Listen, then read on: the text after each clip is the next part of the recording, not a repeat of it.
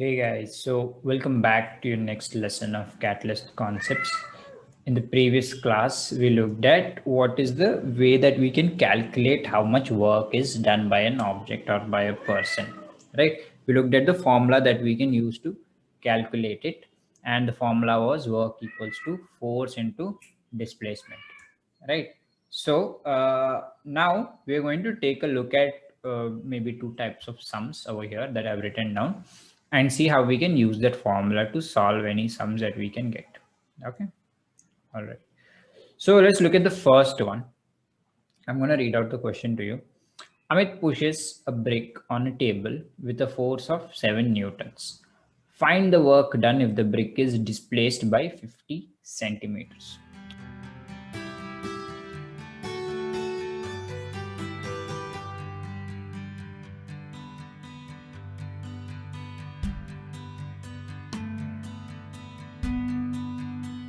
Okay, very straightforward question. He has given you directly values. Okay, he's given you the force value and he's given you a displacement value also. Okay, however, you need to be a little careful when you look at the numbers. Okay, so we say given to us is force equals to 7 newtons, right? And S equals to 50 centimeters. Okay, now if you remember, we said that W equals to force into displacement, but we also discussed that it is Newton and meter. Okay, meaning the force has to be in Newton and the displacement has to be in meters. The units are very important. If the units are not there, then it means your answer is going to be wrong. All right.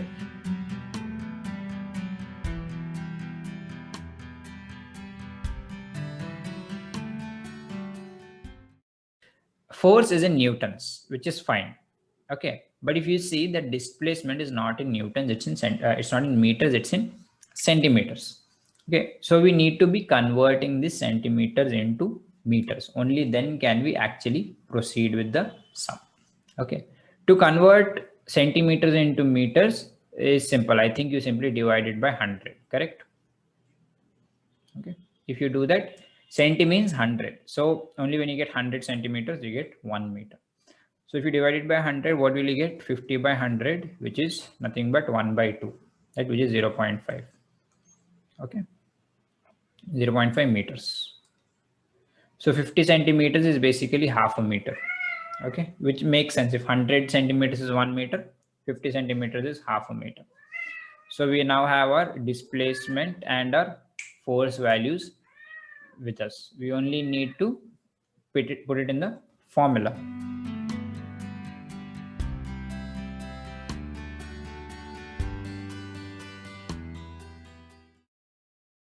Right? So let's take a look at this. Work equals to force into displacement. Force is 7 newtons into displacement, which is 0.5 meters. Okay. Now 0.5 into 7, you can just do the simple mathematic, or what I can say is 0.5 is nothing but 1 by 2. Right. So 7 by 2, which is nothing but 3.5. Okay, so the amount of work done is 3.5, but 3.5 what are the units, right? We know that it is Newton meter, which we also call as capital J or joules. Okay, so the work done by Amit is worth how much? 3.5 joules. Okay, so therefore we can write it like this. Therefore Amit does 3.5 J of work. You can write the last statement like that.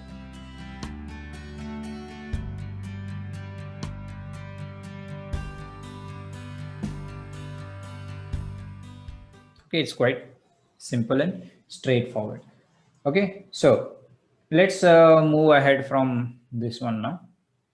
This is the first sum. Okay, whenever you have force displacement given directly, all you need to do is make sure that your units are correct. If your units are correct, then you can directly do the multiplication. If not, fix the units and then go for the formula using. All right.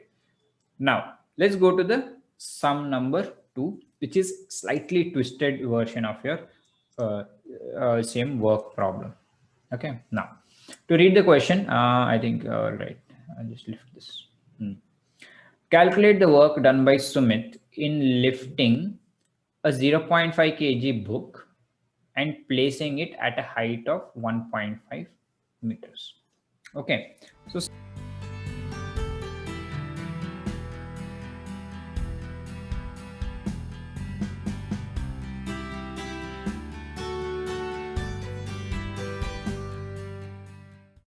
slight twist here, wherein what we have is mass of the book, right?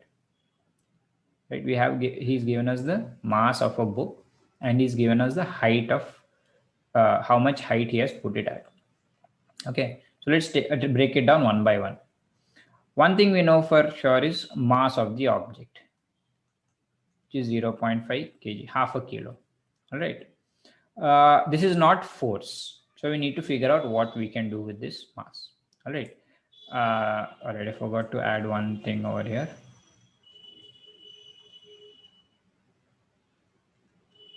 All right. So this is a hint given in some of your questions. You'll see it'll say take g equals to 9.8 meters per second square. And if that is given, then you can just take that value. It's going to be used somewhere in the sum. Okay, so don't just ignore it like that. All right. So, all right.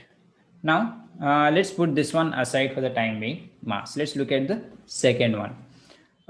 What he is telling us is that 9.8 meters per second square, sorry. Now, the other thing he told us is what is the height? Okay. He's lifted a book and he's put it at a height of 1.5 meters. Okay. So basically it starts from the floor and he's putting it at height 1.5 meters.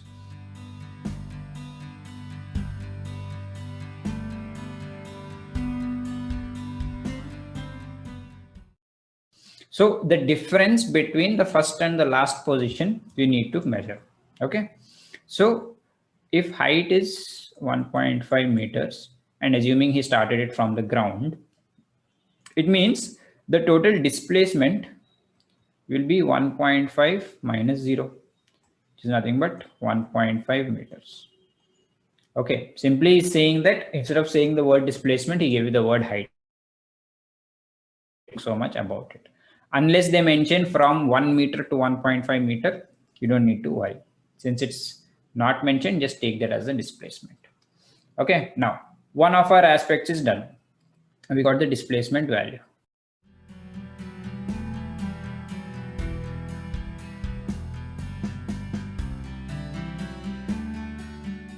Now, what about the force value? How do we find force? Right? Because without force, you cannot find work. Right? Now, to find force, you need to think back to your chapter in physics in your 8th class. Okay, you had a chapter called force and friction, right? Types of forces and all of that. In that, you learned one formula that said F equals to M into A. Right? Force equals to mass into acceleration. Right? I think it was also there in 9th grade. I'm not familiar, but you must have had it in the previous class. Right? So if you have mass and if you have acceleration, we can find out the force. All right. Over here, we have mass, but we don't have acceleration. We do have acceleration, but not normal acceleration. We have acceleration due to gravity, which is g. Okay. Because we are trying to lift it up, which is going against gravity. So then this formula is nothing but F equals to M into G. Okay. So now all you need to do is multiply mass and G and you will get your force value. Okay. So 0.5 into 9.8, which is nothing but 9.8 by 2, which is 4.9. Okay. Newtons. Make sure it is mass is in kg and this thing is in meters per second square. Only then this answer will be correct. Okay, the units are kg, meter per second square, which is nothing but a Newton. All right. So now I have my force value also. So my force value, I can now write it here as force equals to 4.9 Newton. Okay.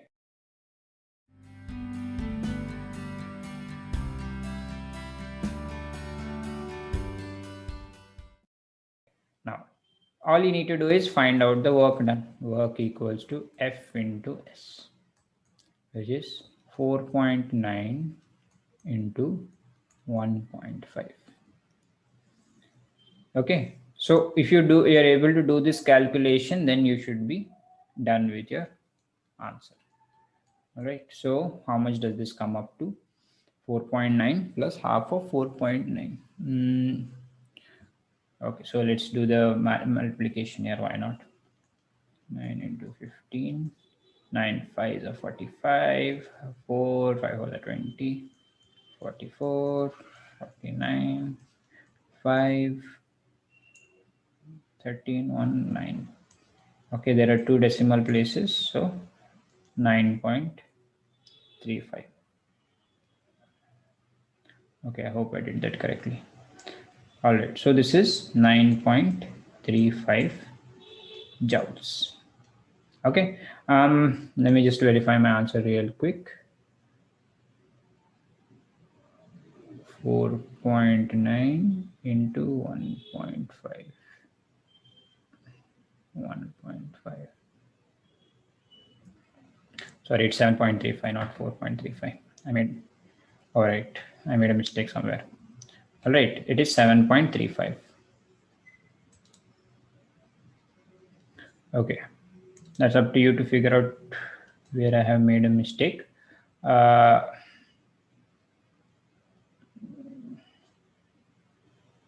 this is 24, not 44. Okay, so 7. All right, so this is the work done for this action. Okay, so this Sumit has done this one, so I can write finally as therefore Sumit does 7.35 joules of work. Okay.